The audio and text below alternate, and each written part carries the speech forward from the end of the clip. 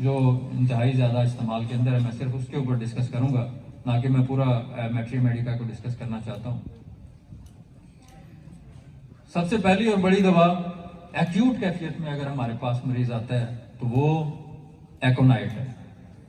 एकोनाइट मेरी प्रैक्टिस के अंदर बहुत कम इस्तेमाल में होती है, बहुत शाज़ नाज़िर, और उसमें एक जहां पर अक्सर कभी नाकामी नहीं होती वो ये आपके शुरू के केस हैं जो फालिज के अंदर है, और दूसरा हार्ट के प्रॉब्लम के अंदर भी आता है।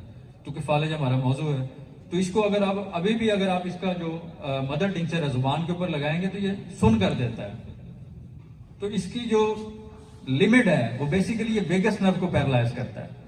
अगर आप इसकी प्रूविंग के अंदर देखेंगे तो ये वेगस नर्व को पैरालाइज करता है। वेगस नर्व हमारे लंग्स को कंट्रोल करती है, हमारे हार्ट को कंट्रोल करती है, और इसके अलावा डाइजेस्टिव सिस्टम को भी कंट्रोल करती है। तो इसी वजह से जब हम एकोनाइट किसी मरीज को जाती है तो आप देखें उसके अंदर फियर ऑफ डेथ होता है। सबसे पहले उसकी जो हार्ट बीट है ये इरेगुलर होती है नर्वस सिस्टम की वीकनेस की वजह से, और लंग्स की जो उसकी मूवमेंट है वो जब डिस्टर्ब होती है पैरालाइज होने की कैफियत में तो वो मरीज बहुत ज्यादा परेशान होता है, और उसमें इसी वजह से फियर ऑफ डेथ तमाम अद्वियात से ज्यादा है अगर वो टाइम डिसाइड करता है ऑन द स्पॉट। तो अद्वियात के लिए कानून हमारे पास वही है कि जो अद्वियात दवा अलामात पैदा करती है वो खत्म करेंगे।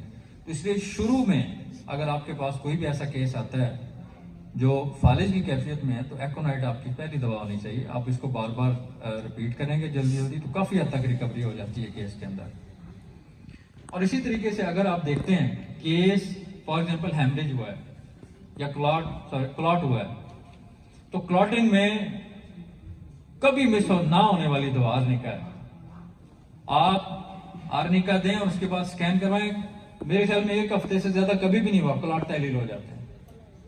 लेकिन उसके बाद मैंने बताया नर्वस सिस्टम के पास आधा घंटा होता है ज्यादा से, उसके बाद वो डैमेज हो जाता है, और उसमें फिर बात चीजें ऐसी चली जाती हैं जो इरिवर्सिबल होती हैं। तो उसमें आप क्लॉट तहलील करने के बाद जो हिस्सा डैमेज हो गया उसको अलहदा से अलामत लेके आप उसका इलाज करेंगे। आर्निका फालिज को कभी क्योर नहीं करता। आर्निका जस्ट अपना काम करेगा, अपनी लिमिटेशन में काम करेगा।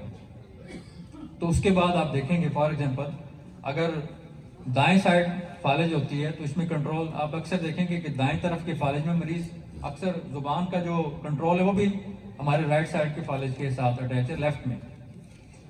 तो वो दाएं तरफ के फालिज में अक्सर मरीज उसकी बोलना चालना भी डिस्टर्ब होता है, जबकि लेफ्ट साइड के फालिज में मरीज का बोलचाल डिस्टर्ब नहीं होता।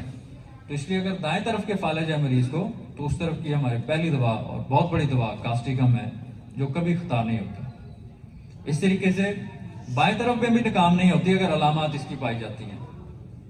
लेकिन आप उसमें रस्टॉक्स को देख सकते हैं। रस्टॉक्स में ये होगा कि मरीज को जब आप पूछेंगे उसकी कैफियत में, जब सुबह उठेगा तो उसमें जरा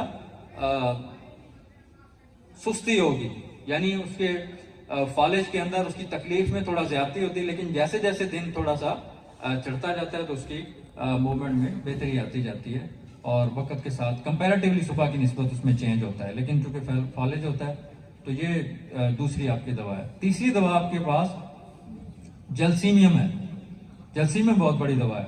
एक तो आम फालिज के अंदर भी जहां कपकपी शुरू हो जाए, और अगर आप पैथोलॉजिकली इसको देखना चाहें तो मैट्रिया मेडिका में लिखा हुआ है कि ये हरकी फालिज की दवा है।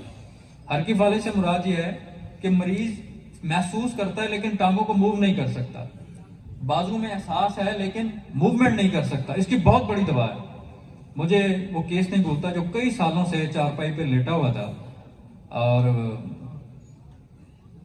फिजियोथेरापी भी हो रही थी, मुख्तलिफ इलाज चल रहे थे।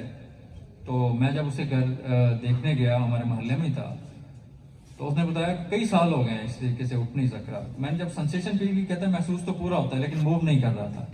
और जलसीमियम से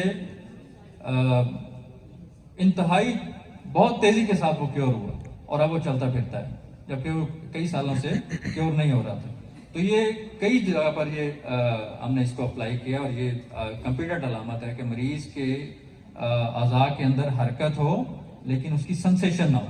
इस तरह एक और दवा कुरारे, वो भी ऐसे ही है, यानी मरीज में सेंसेशन जो है वो नहीं होती जबकि हरकत मौजूद होती है।